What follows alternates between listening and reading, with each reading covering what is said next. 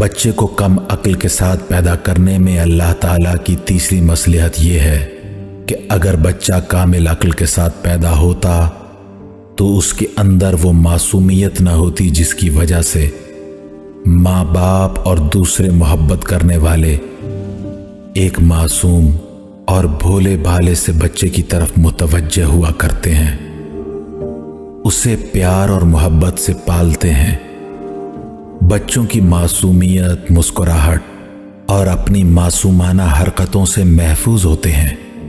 بچوں کے بھول پن ہی کی وجہ سے دلوں میں ان کے لیے ایک خاص میلان اور رجحان پیدا ہوتا ہے۔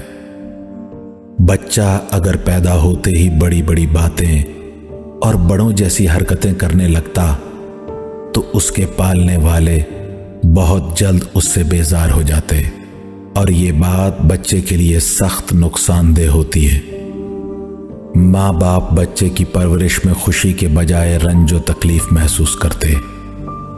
ماں باپ دراصل بچے کی اس معصومیت اور بھول پن کے سبب ہر وقت اس کا خیال رکھتے ہیں، ہر وقت اسی کے کاموں میں مشغول رہتے ہیں، اس کی نگہداشت میں ایک خاص طرح کا لطف محسوس کرتے ہیں۔ لیکن اگر بچہ کامل عقل کے ساتھ پیدا ہوتا تو وہ بار بار شور مچاتا، بچہ اپنی عقل چلاتا تو والدین بہت جلد اس سے اکتا جاتے ہیں۔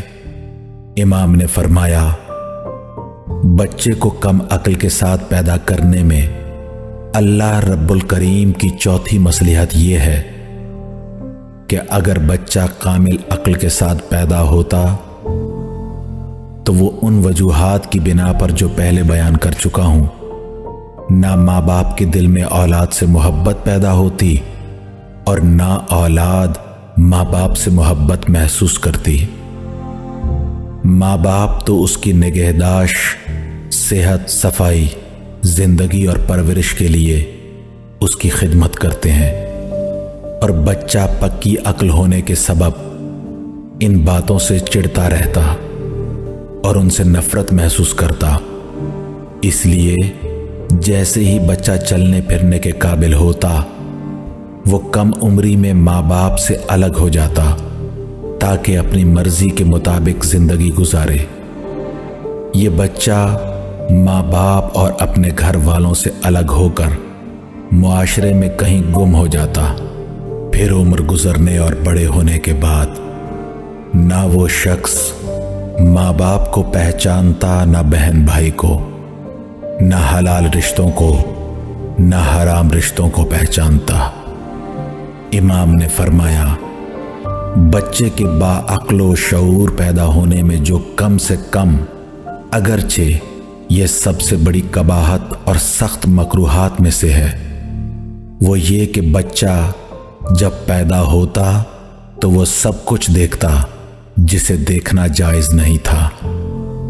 ان تمام وجوہات اور مصلحتوں کے سبب اللہ تعالیٰ نے یہ نظام بنایا ہے کہ انسان کا بچہ دنیا میں اس طرح آئے کہ ابتدائی دنوں میں اس کی بے شمار صلاحیتیں خوابیدہ رہیں اور وہ دنیا و ما فیہا سے بے خبر ہو۔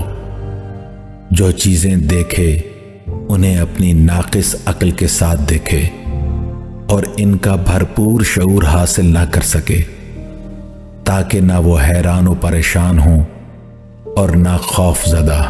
پھر رفتہ رفتہ اس کی عمر اور ضرورت کے مطابق اس کی عقل بڑھتی ہے، اس کا شعور اور اس کی صلاحیتیں اجاگر ہوتی ہیں، تاکہ وہ اس دنیا کی چیزوں کا بتدریج عادی ہوتا رہے، آہستہ آہستہ تمام چیزوں سے مانوس ہوتا جائے اور پھر اس پر قائم رہے۔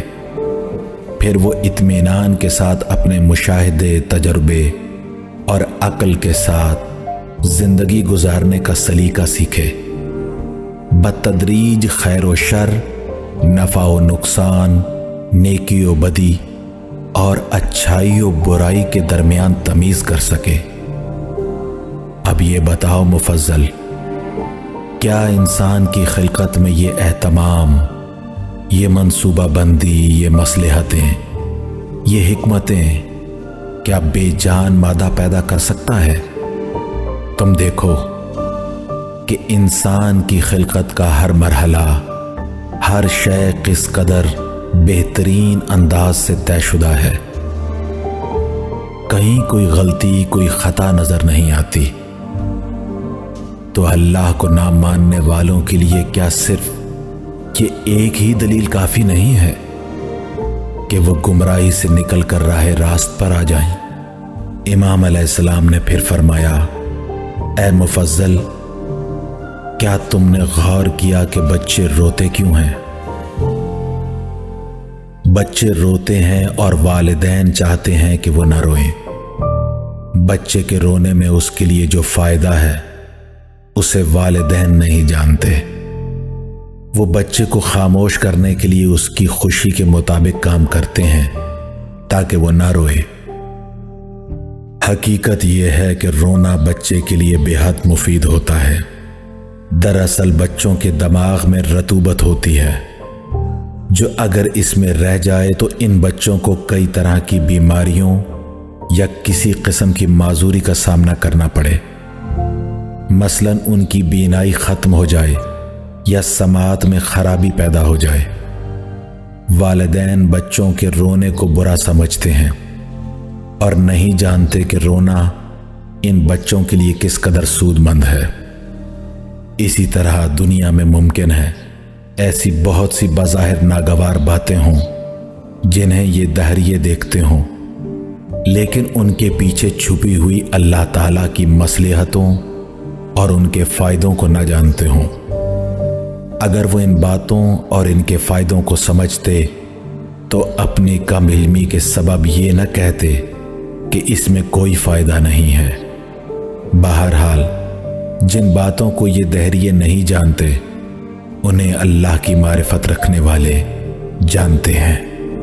اے مفضل، اسی طرح بچوں کے منہ سے رال بہنے کا معاملہ ہے۔ یہ وہ رطوبت ہے جو اگر جسم کے اندر رہ جائے تو بڑے بڑے امراض مثلاً فالج، لقوہ، کم عقلی، پاگل پن جیسے امراض کا سبب بن سکتی ہے۔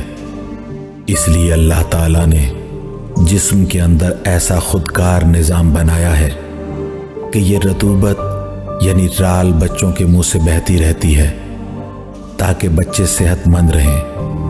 اللہ تعالیٰ نے انہیں یہ ایک عظیم نعمت بخشی ہے جس کی قدر و قیمت کو عام لوگ نہیں سمجھ پاتے، اور اللہ تعالیٰ نے ان کے ذریعے انہیں زندگی بھر کے لیے ان مشکلات و امراض سے بچایا ہے جن کا یہ ادراک نہیں کر سکتے۔